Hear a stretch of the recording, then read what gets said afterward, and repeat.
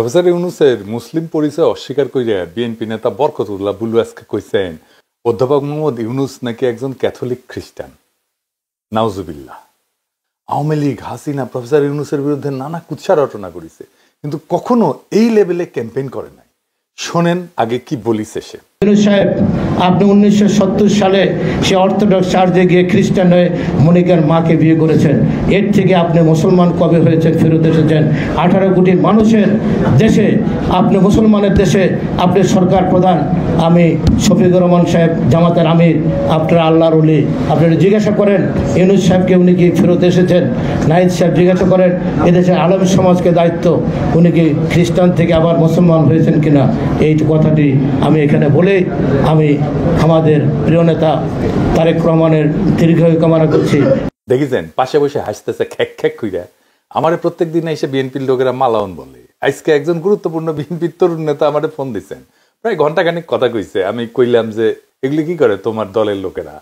তো সে কয় যে দাদা এত বড় দল, দেখেন সে হয়তো দলের কর্মী না সমর্থক। আমি কইলাম তোমার দলের শীর্ষ নেতাও কবে এই কথা? কয়দিন পরে খারাপ যা শুরু করিছে আল্লাহর কি কাম। আজকে বিএনপির শীর্ষ নেতা এরকম ঘৃণ্য ক্যাম্পেইন শুরু করেছে। এই বিএনপিতে কি একটা সুস্থ মাথার লোকও নাই? একসময় রিজভী ভাই কইছিল আওয়ামী লীগে কি একটা ভদ্র লোক নাই? এগুলো কি খাইস্তে লোকরে ঢুকাইছেন নিজের দলে। এ ভুলু কইছিল না তারেক রহমানের নাম করলে অজু করে আসতে হবে? শুনেন আগে। আমি সুস্পষ্ট ভাবে বলতে চাই সে অর্বাচীন নাবালক বাচ্চাদের ব্যাপারে তারা অত্যন্ত ঘৃণিত ভাবে এই নামটি উচ্চারণ করতে হলে তারেক রহমানের অজু করে নামটি উচ্চারণ করবেন। তারপরে ঠাপ খেয়া মাপ চাইছিল। ঠাপ খেলে এগুলো সাইজে থাকে। সাউদ্দিন সাহেব এক ঠাপে গলার স্বর নরম করেছেন। প্রফেসর ইউনূসের ওইখানে আজকে যায় কেমন নরম সুরে কথা কইছে। বিএনপির পেজে আবার শেয়ার দিয়ে দেখাচ্ছে, দেখিছো দেখিছো কত চমৎকার করে কথা কইছে। আগে শুনেন। মাননীয় প্রধান উপদেষ্টা এবং আপনার সহকর্মীবৃন্দ, জাতীয় নেতৃবৃন্দ, আসসালামু আলাইকুম। আমরা এখানে দ্বিতীয়বারের মতো আলোচনার শুভ উদ্বোধন অনুষ্ঠানে এসেছি। এরপরে পুনর্বার আবার হবে কিনা অবশ্য জানি না। মাননীয় প্রধান উপদেষ্টা যেটা বলেছেন যে একটি মাত্র দল শুধু ডিসেম্বরের ভিতরে নির্বাচন চায়, ক্ষমা করবেন এই বক্তব্য বোধহয় আমাদেরকে আহত করেছে। সরকারের সমালোচনা যারা বেশি করে, আপনার ঘরের মধ্যে যারা আপনার সমালোচনা করবে ধরে দেবে, তারা আপনার বন্ধু, আমরা আপনার বন্ধু। দেখেছেন থাপ খেয়ে সোজা হয়ে গেছে, একেবারে রুলারের মতো সোজা হয়ে গেছে। আরো হবে, আরো হবে। ও এখন করছে যে সমালোচনা করি তো আমার বন্ধু। তো আমি যখন সমালোচনা করিছিলাম তখন বন্ধু মনে হয়নি না? তখন তো শত্রু বানায় কি শুরু করেছিলেন, এখনো করিচ্ছেন। হ্যাঁ, সব খেয়াল আছে, বুঝেছেন? সাউদ্দিন সাহেব খুব দুঃখ পেয়েছেন। উনি আগে কইছিলেন যে ওনার প্রতি অন্যায় হইতেছে, ওনার পোলারে এর মধ্যে টাইনে আয় না, আমি মহা অপরাধ করিচ্ছি। এটা ঠিক হয় নাই। সাউদ্দিন সাহেবের ধমকের কথা বলা থামিছে না। আবার শুনেন। আমরা এখানে দ্বিতীয়বারের মতো আলোচনার শুভ উদ্বোধন অনুষ্ঠানে এসেছি। এরপরে পুনর্বার আবার হবে কিনা অবশ্য জানি না। ওনার সুর অতি নরম হইয়াছে, ইহা ভালো। এইটারে বলে সাধারণ মানুষের পাওয়ার। এই পাওয়ার ক্ষমতাবানদের স্বর নরম করতে বাধ্য করে। সাউদ্দিন সাহেব কইছে যুদ্ধের মধ্যেও নাকি পরিবারকে এর মধ্যে আনা হয় না। আমি খুব খারাপ কাজ করছি। ওনার পোলা যে এসালমে বসে চাউর হয়েছে সেটা নিয়ে কিছু কইছে, শুনেন ওনার কথা। নির্বাসনে, নির্যাতনে, কারাবাসে আয়না করে যার জীবন গেল 17 বছর, তাকে আজকে দেশদ্রোহী বানানো হচ্ছে। এই কি রাজনীতি হওয়া উচিত? যারা আমরা গণতান্ত্রিক উত্তরণ ঘটাতে চাই এবং গণতন্ত্রের কথা বলি, নির্বাচনের কথা বলি, গণমানুষের কথা বলি, তারা বাংলাদেশের বিরুদ্ধে হয়ে গিয়েছে কিছু কিছু কুচক্রী মহলের। কারণ তারা চায় না কোন নির্বাচন, তারা চায় না বাংলাদেশের গণতান্ত্রিক স্বত্ববৃত্তি, তারা চায় এই দেশ সব সময় বিদেশ নির্ভর থাকুক। তারা আমাদেরকে দেশদ্রোহী এবং অন্যান্য দেশের এজেন্ট বানাতে তৎপর হয়ে উঠেছে। এমনকি এই পর্যায়ে গিয়েছে যে আমাদের ছেলে সন্তানদের বিরুদ্ধেও তারা এই সমস্ত কুৎসা রটনার অংশ বানিয়ে নিয়েছে।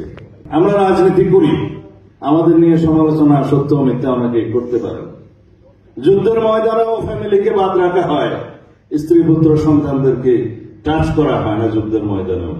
কিন্তু আমরা একে একটা বিশ্রী যুদ্ধ হচ্ছে আমাদের বিরুদ্ধে, এটি আমাদের গণতান্ত্রিক সংগ্রামকে কলঙ্কিত করে।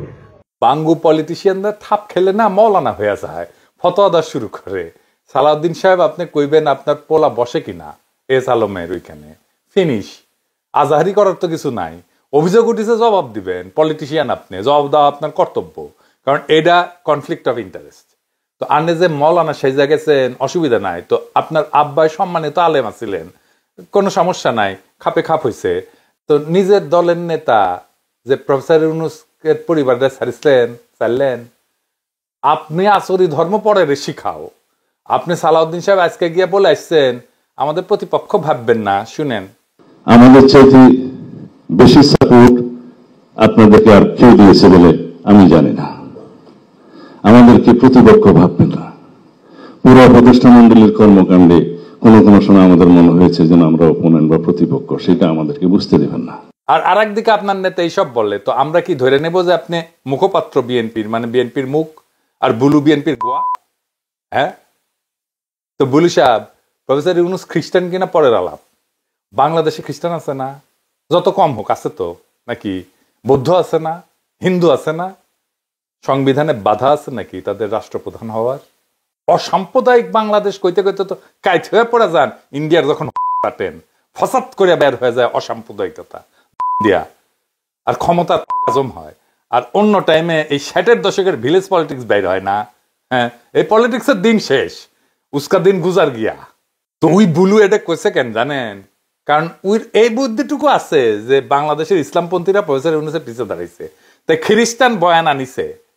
এটারে বলা হয় বিলো দ্য বেল্ট খেলা। এই খেলা বিএনপি ভালোই শুরু করেছে, এই খেলা শিখেছে ইন্ডিয়ার কাছ থেকে।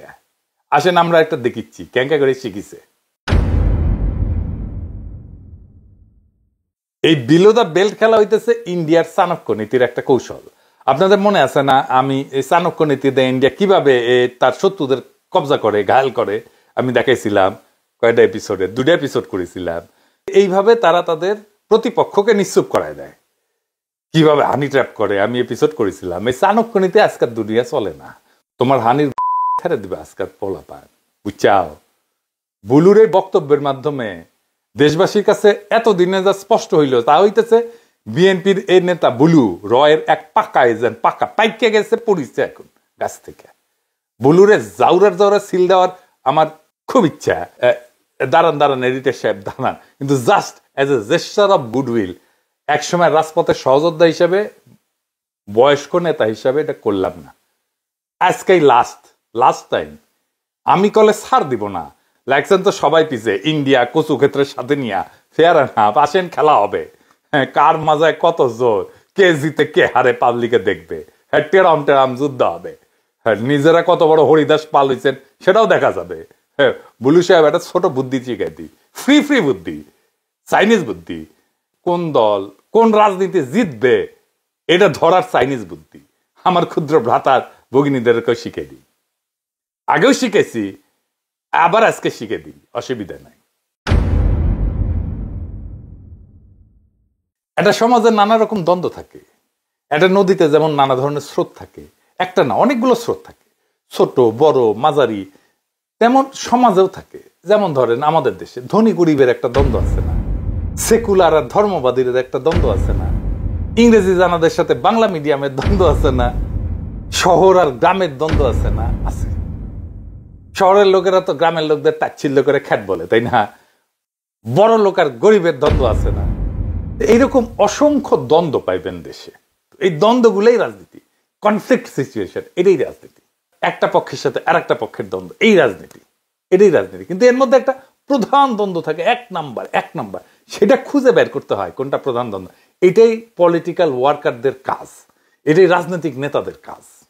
আপনি ইতিহাসে তাকাইলে দেখবেন ব্রিটিশ আমলে প্রধান দ্বন্দ্ব কি ছিল? ব্রিটিশদের সাথে আমাদের দ্বন্দ্ব না, তা না। প্রধান দ্বন্দ্ব ছিল জমিদার আর প্রজাতি।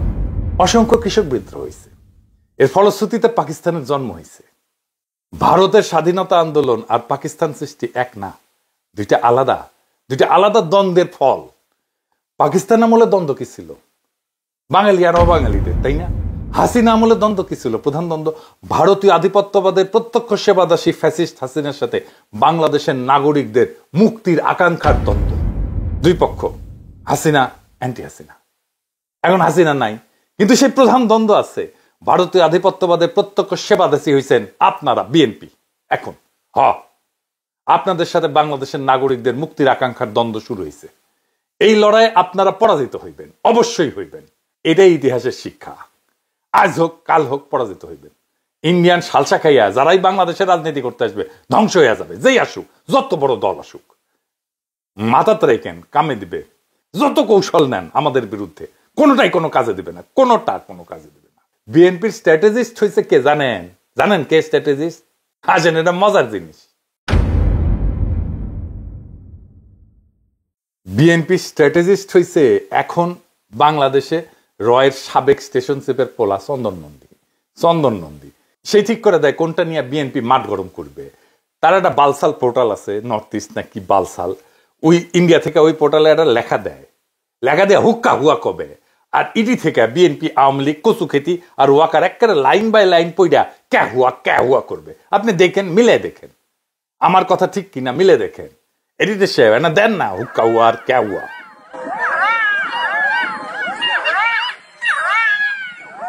আসেন চন্দন নন্দীর নতুন কেরা উঠেছে সেটা দেখি। গত কয়েক সপ্তাহ ধরে এই চন্দন নন্দী ওর নর্থ ইস্ট নিউজের এই রয়ের অর্থায়নে প্রকাশিত এটা পোর্টাল কিন্তু বাংলাদেশের জাতীয় নিরাপত্তা উপদেষ্টা ডক্টর খলিলুর রহমানের বিরুদ্ধে একের পর এক প্রতিবেদন আর নিবন্ধ লেখা অপপ্রচার চালায় যাচ্ছে। এর প্রধান কারণ ইন্ডিয়ার স্বার্থের বিরুদ্ধে সবচেয়ে সক্রিয় ভূমিকা পালন করতেছে প্রবল বাংলাদেশপন্থী ডক্টর খলিল।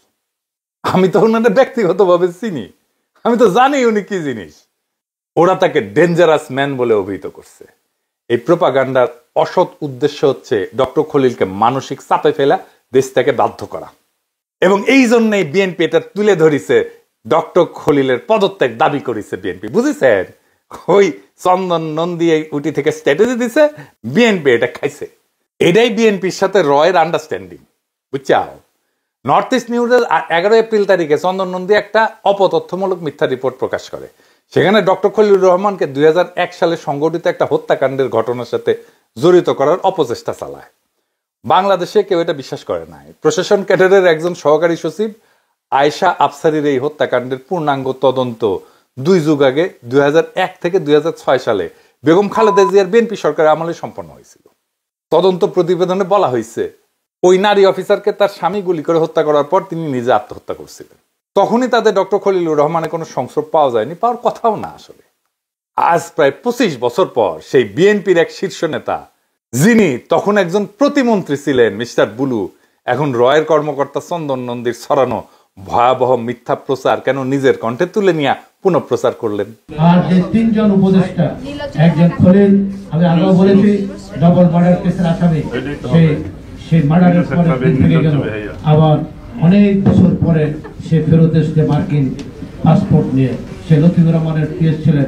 এই ইতিহাসটি না বললে নয়। সেখানে লতিফুর রহমানের একজন প্রোটোকল অফিসার ছিলেন, ফরেন মিনিস্ট্রির ডিএস, অপূর্ব সুন্দরী একজন মহিলা। তার স্বামীও ছিল ফরেন মিনিস্ট্রির একজন উপসচিব ডিএস। কুমিল্লার একটি বিখ্যাত পরিবারের তারা সন্তান। আপনি সুকৌশলে সেদিন লতিফুর রহমানকে দিয়ে এই মহিলাকে ওয়াশিংটনে পোস্টিং করে দিলেন। তার স্বামী তাকে যেতে দেবে না। আপনি ওয়াইফ জোর জবরদস্তি করলো তাকে ওয়াশিংটন যেতে হবে। তারপর ওই ভদ্রলোকের উপসচিব তার রিভলভার দিয়ে তার ছেলে ওয়াইফকে গুলি করে হত্যা করেন, পরে নিজেও সুইসাইড করেন। এর পরের দিন আপনি খলিল রহমান আমেরিকা ফিরে গেলেন। আর আপনাকে ডক্টর ইউনূস 25 বছর পরে আপনাকে আমেরিকান পাসপোর্টে নিয়ে এসে আপনাকে জাতীয় নিরাপত্তার দায়িত্ব দিয়েছে। এটা হলো কি ষড়যন্ত্র? পোর্ট এবং মানবিক করিডোরের নামে আপনার দেশটাকে বিক্রি করে দেবেন। এই গত 25 বছর কি তথ্য চাঁদাবাজ দখলদার বুলুর হাতে ছিল না? 71 টিভি দখল করেছে না? ছিল না।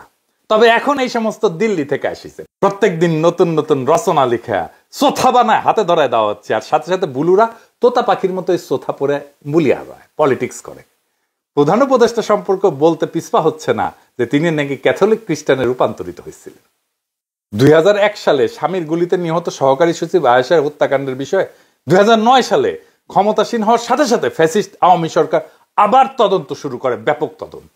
কেন করে? তার কারণ ডক্টর খলিল ছিলেন একজন গুরুত্বপূর্ণ কর্মকর্তা, যিনি লতিফুর রহমান তত্ত্বাবধায়ক সরকারের আমলে জনপ্রশাসনকে নিরপেক্ষ রাখার বিষয়টা নিশ্চিত করছিলেন এবং তাদের এই দল নিরপেক্ষতায় 2001 সালে বিএনপির ভূমিধ্বস বিজয়ের মূল কারণ ছিল। স্বাভাবিকভাবেই ডক্টর খলিলকে শাস্তি দেওয়ার উপায় খুঁজতে ব্যস্ত হয়েছিল আওয়ামী লীগ, কিন্তু গত 15 বছর বিভিন্ন পর্যায়ে পরিচালিত বিভিন্ন ধরনের তদন্তে তারা কোথাও এই লোকটার কোনো সংযোগ বা দূরবর্তী সম্পর্ক খুঁজে পায়নি। ফ্যাসিস্টদের পত্রপত্রিকায় তখন অনেক রিপোর্ট প্রকাশিত হইলেও এই সমস্ত গাল গল্প বা তথ্য গোয়েন্দা এবং তদন্তকারীরা সত্য বলে প্রমাণ করতে পারেনি। ফলে সেই ডক্টর খলিল সেই আমলেও বিপদে পড়েনি, হাসিনার আমলেও বিপদে পড়েনি। তিনি তখন নিয়ম কইরা প্রতি বছরই দেশে আসছেন, নানান কাজে ঘুরে বেড়াইছেন। এ বিষয়ে কখনো কেউই তাকে নিয়ে কোনো কিছু জিজ্ঞেস করেনি। তবে আজ দুঃখজনকভাবে ক্ষমতার উন্মাদনায় পাগল হইয়া বিএনপির কিছু ইন্ডিয়াপন্থী নেতা শত্রু দেশ এবং ফ্যাসিস্ট আওয়ামী লীগের অপপ্রচারকে নিজেদের মুখে তুলে দেশব্যাপী ছড়াই দিচ্ছেন। এটাই বিএনপি, বুঝছেন? যেই পাতে খায় সেই পাতে হাগে। আপনি যদি বিএনপির কখনো কোনো উপকার করিছেন না, তাইলে আপনি মরিছেন। আপনি মরিছেন, আপনারা খেয়ে দেবে বিএনপি এক সময়, সব সময়। মানে ঐতিহাসিক ভাবে এটা সত্য। মানে 1975 15 আগস্টে সোহরাওয়ার্দীর বডিগার্ডরা জয় বাংলা কইরা বিএনপির উপকার করেছিল না? হ্যাঁ, আগস্ট বিপ্লবীরা খায়া দিচ্ছে। বিএনপি আমলে তারা জেলে ছিল, তাদের কোনো কিছু করেনি। এই ছাত্ররা বিএনপি যখন কিছুই করতে পারতেছিল না, অকাতরে রাজপথে নেমা একটা বিপ্লব সাধন করলো, তাদের এখন কথা বলতে পারতেছে। এখন এই ছাত্ররা শত্রু হয়ে গেছে, খায়া দিছে। বিএনপি নিয়ে যখন কেউ কিছু বলতো না, যখন কেউ ডিফেন্ড করতো না, তখন এই শর্মা ডিফেন্ড করছিল বিএনপিকে। একবার না একাধিকবার প্রত্যেকটা বিষয়ে ডিফেন্ড করছে। আর আমার সাথে সেই শত্রুতা করে। যেই পাতে খায় সেই পাতে হাগে বিএনপি। বাংলাদেশ বিরোধী এবং এদেশের বিভিন্ন দেশপ্রেমিক মানুষের বিরুদ্ধে প্রথমে এই সমস্ত কথা বলা বা লেখা প্রচার করা হয় ইন্ডিয়ার বিভিন্ন সংবাদ মাধ্যমে। তারপরে কখনো এটা বহন করে বিএনপির নেতৃবৃন্দ অথবা বাংলাদেশের সশস্ত্র বাহিনীর সেনাপতিরা এবং তাদের লেসপেন্সার কচুখেতিরা। তারপর বাংলাদেশের সংবাদ মাধ্যমের উপর ভর কইরা এমন অপপ্রচার ছড়ায় দেওয়া হয় সর্বত্র। এই পদ্ধতি বা কৌশল সম্পর্কে দেশবাসী সচেতন, সতর্ক এবং সজাগ থাকা জরুরি। ইন্ডিয়া যার বিরুদ্ধে লাগে তার বিরুদ্ধে তারা নানান অপবাদের ঝড় তোলে, যার মধ্যে থাকে নারী ঘটিত গল্প, জঙ্গিবাদের অভিযোগ, অস্ত্র এবং মাদক পাচারকারীর ভ্রান্ত দায়। এইগুলাই হয় তাদের সবচেয়ে সহজ অপচেষ্টা। স্ট্যান্ডার্ড প্র্যাকটিস, চাণক্য নীতি, বুঝছাও? ডক্টর খলিলের ক্ষেত্রে তাই করেছে। এর মধ্যে দিয়ে ফসাদ করে বের হয়ে গেছে বরকতুল্লাহ বুলুর প্রকৃত চেহারা। সে যে আউট অ্যান্ড আউট ইন্ডিয়ান একজন মাল ইন্ডিয়ান এজেন্ট, এটা বোঝার আর বাকি নাই।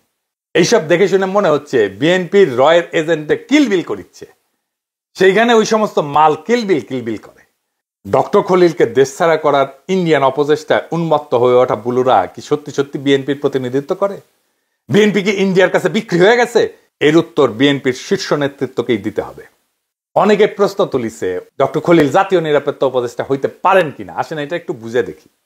এ বিষয় নিয়ে আমি কথা বলিনি কারণ আপনারা জানেন উনি আমার ঘনিষ্ঠ, এবং আপনারা এটাও জানেন যে উনি রোহিঙ্গা বিষয়ক উপদেষ্টা হওয়ার পরে উনি আমার সাথে যে একান্ত ব্যক্তিগত সম্পর্ক ছাড়া আর কোনো বিষয়ে কথা বলবেন না, সেটা উনি বলেই দিছিলেন আমাকে, এবং আমি এটা আপনাদেরকেও বলছিলাম।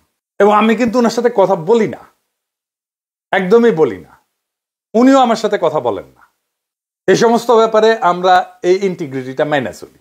সেই জন্য ওনার বিরুদ্ধে প্রচুর অভিযোগ আসলেও আমি এটা নিয়ে কখনো মুখ খুলি নাই। যদিও এটা সত্য যে উনি যদি দেশের বিরুদ্ধে কাজ করেন কখনো, আমি তো তারা ছেড়ে দেব না, তাই না? আমি অবশ্যই তারা ধরবো, আমার বাপ হইলেও ধরবো, আমার বাপ ভাই হইলেও ধরবো। যাই হোক, উনি জাতীয় নিরাপত্তা উপদেষ্টা হইতে পারেন কিনা আসেন সেটা একটু বুঝে দেখি। আমাদের সেনাবাহিনী আমাদের সার্বভৌমত্বের প্রতীক, এটা আমরা সবাই স্বীকার করি। আমরা আমাদের সেনাবাহিনী নিয়ে গর্বিত, কিন্তু ওয়াকার যেভাবে সার্বভৌমত্বের জাতীয় নিরাপত্তা নিয়ে তালগোল পাকায় ফেলতেছে তা দেখলে বোঝা যায় যে তিনি নিজের বুদ্ধিতে না বরং ভারতের সালসা খাইয়া এই প্রচারণার নামছেন। খলিলুর রহমান বাংলাদেশের প্রথম জাতীয় নিরাপত্তা উপদেষ্টা, আর সেই নিয়োগের পর থেকে সকল চুলকানি শুরু। প্রথমে চলেন দেখি জাতীয় নিরাপত্তা আর সার্বভৌমত্ব এর মধ্যে পার্থক্য কি। সার্বভৌমত্ব হইল দেশের আভ্যন্তরীণ আর বহিঃশক্তির হাত থেকে দেশের স্বাধীনতাকে রক্ষা করা। অর্থাৎ যখন এই অপশক্তিগুলা দেশের স্বাধীনতাকে বিনষ্ট করার চেষ্টা করবে, তখন সার্বভৌমত্বের রক্ষক সেনাবাহিনী তার সর্বশক্তি দিয়ে এই অপশক্তিদের বিরুদ্ধে রুখে দাঁড়াবে। যেমন ভারত যখন আমাদের সার্বভৌমত্ব নষ্টের হুমকি দেয়, তখন আমাদের সেনা প্রধানের উচিত সেই হুমকির শক্ত জবাব দেওয়া। কিন্তু তিনি তা না কইরা বরং ভারতের হুমকি আমাদের কাছে প্রচার করেন। কি আজব তামসা! দেখেন তার বক্তব্যে তিনি কি বলছেন। তিনি বলছেন নির্বাচন না দিলে আর তার কথা না শুনলে নাকি দেশের সার্বভৌমত্ব বিপন্ন হবে। তো আপনারা কি প্রশিক্ষণ নিছেন? কি জন্য প্রশিক্ষণ নিছেন? দেশের জন্য প্রাণ দেওয়াই তো আপনাদের কাজ, এটা শপথ। সার্বভৌমত্বের হুমকি নিয়ে শঙ্কা প্রকাশ করা আমাদের মতো নাদান সিভিলিয়ানদের কাজ। সেনাবাহিনী জনসম্মুখে সার্বভৌমত্বের হুমকি প্রকাশ করাটাই যে সার্বভৌমত্ব বিনষ্ট করা সামিল, তা আমাদের এই জেনারেল ওয়াকার বুঝে না। যুদ্ধ করার কোনো ফিজিক্যাল ফিটনেস নাই, না আছে মানসিক শক্তি। শুধু ইন্ডিয়ার ইশারায় তোতা পাখির মতো কথা বলতে শিখেছে ওয়াকার সাহেব, আর ইটি উটি টাকা পয়সা দিয়ে লেসপেন্সার পালিচ্ছে আমাদের পিছে লাগানোর জন্য। অন্যদিকে জাতীয় নিরাপত্তা হইল সার্বভৌমত্ব ক্ষতিগ্রস্ত হইতে পারে এমন সম্ভাবনা যেন তৈরি না হয়, সেই লক্ষ্যে কাজ করা। জাতীয় নিরাপত্তা হইলেও এইটা একটা সিভিলিয়ান লেড প্রসেস, যেখানে দুইটা দেশ তাদের আভ্যন্তরীণ, বাহ্যিক এবং পারস্পরিক নিরাপত্তা ইস্যুগুলো নিয়ে আলোচনা করে। এটা একটা আলোচনা এবং দেন দরবারের প্ল্যাটফর্ম। এখানে কূটনীতি, আমলাতন্ত্র, জাতীয় স্বার্থ আর সক্ষমতাকে বিবেচনায় নিয়ে কাজ করতে হয়। কোন পেশাদার সেনাবাহিনী জাতীয় নিরাপত্তার পলিসি মেকার হইলে তা সেই সেনাবাহিনীর পেশাদারিত্বের জন্য ভালো লক্ষণ না। কারণ হইলেও একটা সভ্য দেশে বন্দুক যার হাতে থাকে, গুলি চালানোর সিদ্ধান্ত তার হাতে থাকে না। এই জন্যই ম্যাজিস্ট্রেসি একটা সিভিলিয়ান অ্যাক্ট। সেখানে একজন সিভিলিয়ান আমলা একটা উদ্ভূত পরিস্থিতিতে সার্বিক প্রেক্ষাপট বিবেচনায় গুলি চালানোর সিদ্ধান্ত নেন, আর তার সিদ্ধান্ত নেওয়া হলে গুলি চালানোর কাজ করে অস্ত্রধারী বাহিনী। আপনি শুধু অর্ডার নেবেন সিভিলিয়ানের, এটা সেনাবাহিনীর কাজ। সিভিলিয়ানের অর্ডার মানা সেনাবাহিনীর কাজ। আবারও বলতেছি, আপনারা চাকর। গুলি চালানোর নির্দেশ দেওয়া হইলে সিভিলিয়ান যদি গুলি চালানোর নির্দেশ দেয়, অস্ত্রধারী বাহিনী গুলি চালানোর ভালো মন্দ বিবেচনা করবে না, বরং যে উদ্দেশ্যে গুলি চালাইতে বলা হয়েছে তা বাস্তবায়ন করাই তার কাজ। এই ব্যবস্থার কারণ হইলেও প্রশিক্ষণ আর সিদ্ধান্ত নেওয়ার সক্ষমতা। সেনাবাহিনীর প্রশিক্ষণ হইল শুট টু কিল, অর্থাৎ মারার জন্য গুলি করা, মেরে ফেলার জন্য গুলি করা। আর সিভিলিয়ান সিকিউরিটি পলিসি মেকাররা কনফ্লিক্ট রেজলিউশনের কাজ করে। কতক্ষণ যুদ্ধ বা সংঘাত ঠেকানো যায়, মানে গুলি যাতে না চলে, সেটাই তাদের কাজ। মোদ্দা কথা হইল সার্বভৌমত্ব রক্ষা করা একটা ফুল মিলিটারি অথবা কোয়াসি মিলিটারি সিনারিও, প্রায় মিলিটারি অথবা মিলিটারি ধরনের একটা সিনারি।